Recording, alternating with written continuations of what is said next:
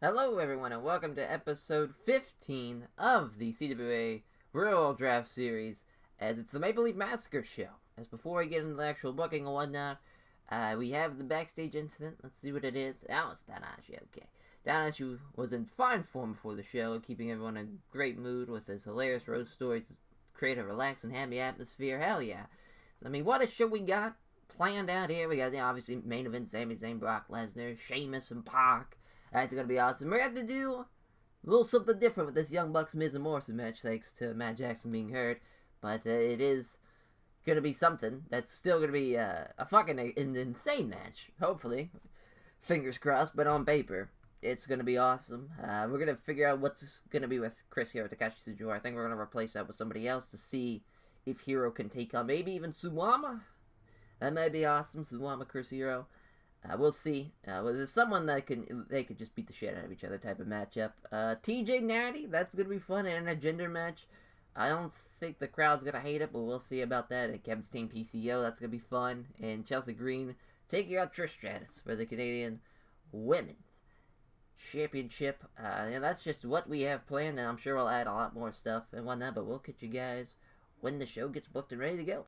Alright, the show's been booked. It's time to run it. The first is two pre-show matches. Courtney Rush getting a win over Taya Valkyrie, as that got a 44. She went to the Olympic Slam in 9:57.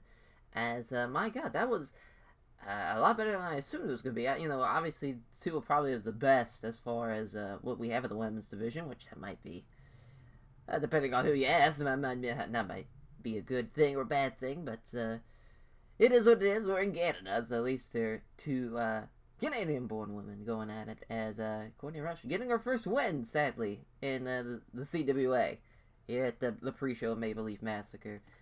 As a match that was in the pre-show of the Traditions Never Die show comes back with the rematch at this pre-show, and this time TMDK gets the win as Monster Mafia takes the fall 9:33 when Mikey Nichols hits a shooting star press and pins Ethan Page, picking up the win.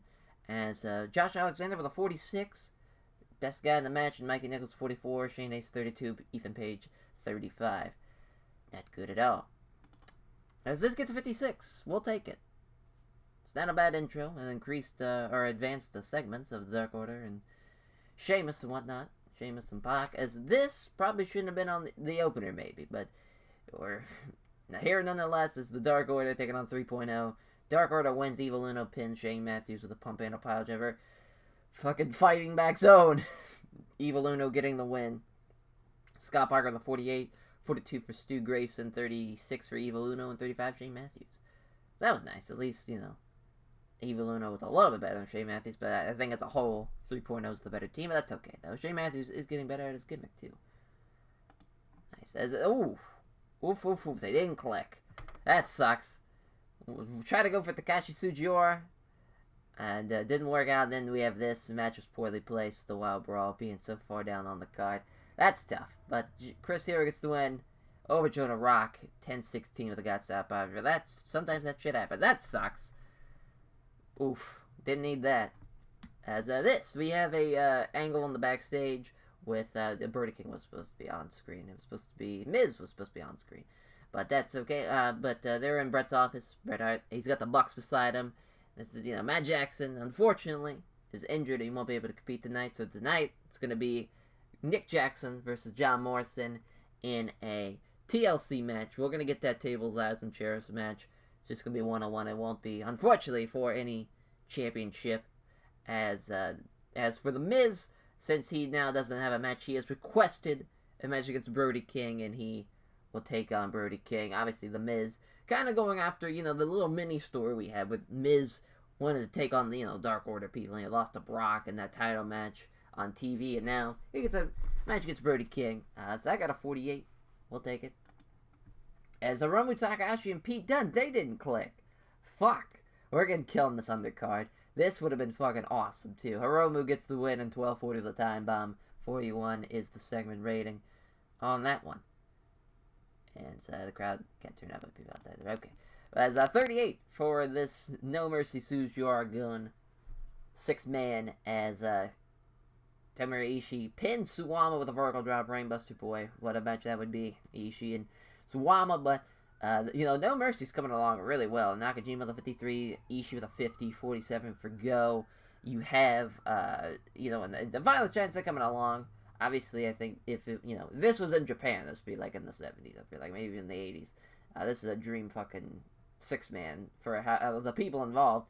You got some fucking Noah people. You got some All Japan people. You got a fucking New Japan guy in there. It's perfect. Perfect little matchup. But unfortunately, it gets a 38 because nobody cares about people being, whatever. As this gets a 57. Wow, I figured Miz would have to carry this one, but I didn't think it'd be that good of a match. This is a nice little undercard match to cap that off as Miz gets a skull-crushing finale. As I want to say Brody goes for the big boot in the corner. Miz gets out of the way. He gets caught, like his foot on the fucking corner gimmick. He gets pulled down, the skull-crushing finale. Pins him, gets the win. That's a nice little win for the Miz. Gets a nice little undercard matchup with Brody King there as a hype video for Natalia and TJ Wilson. About just combine their names as from the kind of the how we've gotten to this point. Love is fickle, and this gets a 56. That's awesome. It's great. So TJ, I want to say, Natty. She's got him on the ropes. It's getting close. It's looking like Natty's gonna win. She rolls him up with a small package, and TJ kind of counters out of that into a pin of his own, but he uses the ropes as leverage, and he gets the win thanks to shenanigans. As that's awesome. That was fun. That did really well. We'll have to. I wanted to keep it where kind of like not the finish of a storyline. I wanted to keep this going for the next big event to have a blow-off match in some type of way. Either it's a cage or something. Maybe a Dungeon Rules matchup. Have a match in the dungeon. But I got a 56. This gets a 54. Again, Trish doing what she does best in carrying this poor women's division. As she gets the win in 7:23 over Chelsea Green. Chelsea Green 27. Trish with a 64. So I got a 54 overall. This did really fucking well. Kevin Dean BCO in I believe it was a hardcore match, but it was a wild brawl. Was the type of matchup we did. He wins by submission, which is kind of odd. Wanted him to just beat him with a package driver, like on the chair, fucking destroyed him, or even through a table. Or even off the fucking, just off the apron, because PCO would take that bump. Just package driver off the apron to the floor, pins him out there. Awesome. Great stuff. Awesome that PCO and fucking James Mitchell are a good pairing, too. That's awesome. What a great little match, even though PCO was a 30. But it was awesome. Kevin Steen getting the win there. Dark Order not doing too well. Besides Evil Uno and Stu getting the win, it's been a couple of losses in singles matches. So now on to, then afterwards, they get, Evil Uno and Steve Grace and Brody King just basically Dark Order to come out and attack Kevin Steen, which I got a 33. Probably shouldn't even done this. This completely killed the angle in that match. The kind of momentum we've built up towards this actual, title matches now. But John Morrison and Nick Jackson, they don't click either. Man, we're getting fucked on these chemistry things. What a match. So basically, the idea of this is everything is getting thrown at Nick Jackson. You got Miz out there. You got Ty out there. Maurice is out there. All these people trying to fuck him over. And John Morrison is trying his damnedest to win via, the cheating and the shenanigans. But Nick Jackson overcomes all that. All eyes on Nick Jackson. He gets the win in the TLC match. He retrieves whatever. I figured it was going to be a pinfall matchup, but I guess it makes sense. It is, retrieved an item. Kind of doesn't make any sense since there's no belts on the line. I was going to try to make it actual for the CWA Canadian Tag Team titles, but you can't do it. I could have, changed the rules and made it a singles title, but that would just been awkward. So, it just, something along the lines is up there. Maybe just a championship, maybe just one of the tag belts, even though it's not for the tag titles. Would have been awkward. I was hoping it was just like a pinfall TLC matchup, but that's okay. We'll take it. It's a 50 nonetheless, even though with the fucking don't click. Damn. As the co-main event tables matchup between Sheamus, O'Shaughnessy, and Pac for the CWA British Commonwealth title. As Barrett did a run-in as well to help... he attacked Sheamus. That was supposed to happen. As unless it was a botched interference job. Hopefully... I'm just going to say it was a botch interference, Sheamus trying to hold him back. Barrett comes in trying to fucking, hit him with the elbow. He gets fucking caught, type of thing. As Pac with the 76, obviously being one of the best we have in the world, and just not only in the world but in the CWA. The 76, Sheamus the 51. We'll take a 67 co-main for what we do. As the main event time, we get the hype video for Brock Lesnar, Sami Zayn for the Canadian heavyweight title. We'll see if Sami Zayn can overcome the odds and slay the beast in this no DQ, non-sanctioned fucking main event in Maple Leaf Massacre. He does not. Brock Lesnar gets a Kamaru win as in 9:33. You know, Sami Zayn's doing everything he can. He's using kendo sticks, he's using chairs, he's using everything in his willpower to knock out the beast. He just can't do it.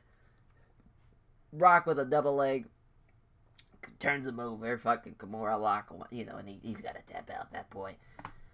It's kind of how that would go, as Brock was a 70, Sami Zayn was a 64, it's a 69, nice main event, and that's defense number 1 for Brock Lesnar in his CWA Canadian heavyweight title. As I guess it was a non-title match, him and Miz. I was thinking it was a title match, maybe I just was like, we'll make it non-title. But that's defense number 1, and we'll see how the show went. If we can. There we go. You know, not bad. Not bad at all. For what happens, we increased our pop in 6 regions. We lost in 3. If I had to guess, the 3 was somewhere in Canada, but I think as far as overall, our, like, cut, like, where we get kind of shit on for the show, I think it's a 65, so I think we just barely beat it. I could be wrong, though. But, you know, take away this angle, take away this fucking match. That sucked that this didn't do well, but you gotta take away that and this. It's not a bad show at all. You know, we've had better shows, I feel like. But it was still a good match nonetheless. As, you know, we got Pac, Brock. We'll put over Pete Dunne for, Pete Dunne, he didn't want to put over Aroma, so we'll just do that so we don't have to give him money. There we go. Perfect. As my God, as that's another showdown in the books. We're now going to be 4 months in, and just like that, you know, we are at the point where it's going to be, you'll see on Wednesday, the debut of our new series. We've done another draft with basically the same people. I don't think we had, trying to think, he wasn't in it, this fella, and then he wasn't in it, the big dog wasn't in it, but nonetheless, it's basically the same people. You probably saw, if you didn't see it, the post. I'm going to be the UWFI, the Union of Wrestling International. This is, we'll talk about more when that happens, but that's going to be a fun-ass series. I'm going to probably ruffle some feathers with it as far as people who were a part of that draft. They'll probably be like, well, not going to watch that guy's fucking stuff. He just completely raided my whole roster, but that's the way she goes. It's we take no prisoners as the UWFI. We're going to be in Australia, so that's fun. That's going to be another new territory down on, fucking check that off the list as having a draft series. As now, we just got one more left after that one, thanks to TEW 2020. I think everybody knows what it'll be since it's one of the new ones. And now I'll do that if we do a 3rd draft out of this whole thing. So that'd be fun. But thank you all for watching the CWA's Maple Leaf Massacre show, as we'll catch you guys next Monday for the CWA Stampede show, the aftermath of Maple Leaf Massacre. As now we march towards Heart Attack. So that's going to be fun. In April, as far as, we do have Ronda Rousey's now available too. We got Bryan Danielson coming in. I think everybody kind of knows where we're going to go with that. But I think Ronda can actually wrestle now. No, she can't. Still, personal reasons, off for 10 months. That was weird. I was able to book her for the event. I just didn't do it because I was like, wait a minute. Why can't I do this? I thought she was gone for personal reasons. I don't know. Maybe it was fucked up. Who knows? But thank you all for watching, and we'll catch you guys next time. Take care, everyone.